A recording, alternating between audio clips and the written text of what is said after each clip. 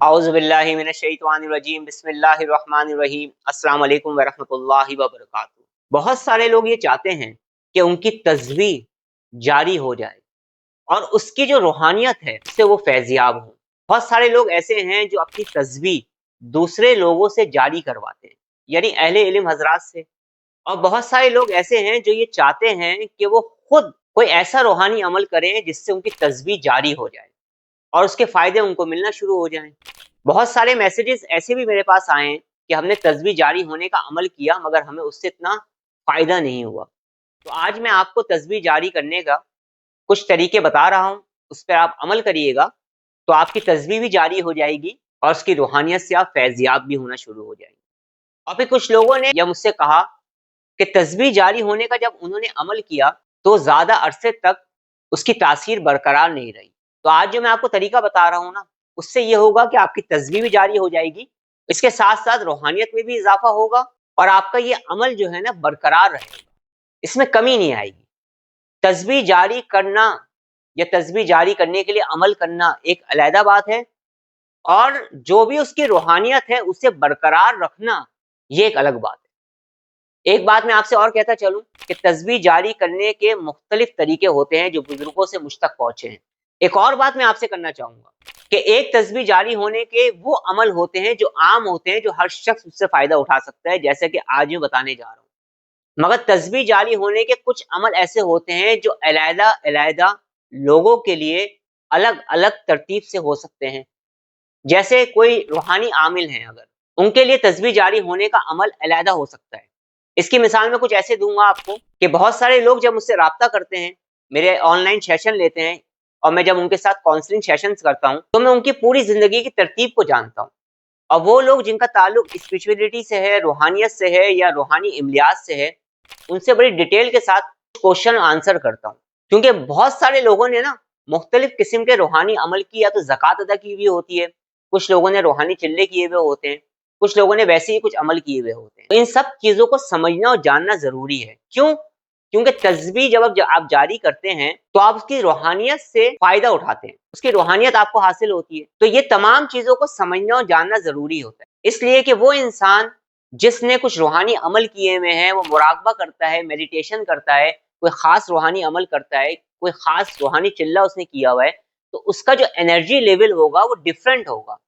तो energy level का match होना भी ज़रूरी होता है ना, और इन सब कामों को समझने के लिए, जानने के लिए टाइम भी देना होता है। और जब आप स्पेशली किसी के लिए, किसी एक इंसान के लिए कोई ख़ास रूहानी अमल तजवीज़ करते हैं, तो फिर उसकी तासीर भी अलग होती है। तो कुछ रूहानी अमल ऐसे होते हैं जिस पर तमाम लोग अमल कर सकते हैं और फ़ायदा उठा सकते हैं, जैसे कि मैं आज बताने जा रहा हूँ। तो बहुत सारी चीज़ें ऐसी होती हैं जिसे रूहानियत में समझना और जानना बहुत ज़रूरी है। इंसान इस पर तवज्जो नहीं करता है, तो फिर उसे उस तरह से फ़ायदे भी नहीं मिलते, जैसे वो फ़ायदे चाहता है। तो जो लोग मुझसे कनेक्ट होते हैं डायरेक्टली, मैं फिर उनके हिसाब से भी उनको रूहानी अमल बता दिया करता हूँ, जिससे उनको बहुत ज़्यादा बेनिफिट्स होते हैं। आपने ये जो अमल करना है, इसके लिए आपने एक तस्बीह लेनी है। तस्बीह कोशिश करें कि वो लकड़ी की हो या पत्थर की हो। आपने 3 तरह के इत्र लेने हैं, गुलाब का इत्र, ऊद का इत्र और रंगे हिना का इत्र आपने लेना है। इस तस्बीह को आपने इस्तेमाल करने के बाद या तो किसी बॉक्स में रख दें या इसके लिए कोई थैली वगैरह आप बना लें कपड़े की, जिसमें महफूज हो जाए। जब भी आप किसी भी तस्बीह को जारी करें, तो कोशिश करें कि उसे कोई भी दूसरा इंसान हाथ ना लगाए। उसे सिर्फ आप ही टच करें और आप ही इस्तेमाल करें। कि तस्बीह को जारी करने का जब आप अमल कर लेंगे, तो फिर आपने हर जुमरात वाले दिन इस अमल को दोहरा लेना है, जिस तरतीब से मैं आपको बताऊँगा, ताकि इसकी रूहानियत में इज़ाफ़ा भी होता रहे और तस्बीह जारी होने के अमल में कोई रुकावट भी ना आए। तो अमल का तरीका ये है कि आपने तस्बीह लेनी है, उसपे आपने गुलाब का इत्र लगाना है, ऊद का इत्र लगाना है और रंगे हिना का इत्र लगाना है। जब आप ये तीनों इत्र लगा लें, तो उसके बाद आपने तस्बीह को अपने सामने रखना है। पाक-साफ़ जगह पर आपने बैठना है, पाक-साफ़ आपका लिबास हो और आपके जिस्म पर इत्र वगैरह भी लगा हुआ हो।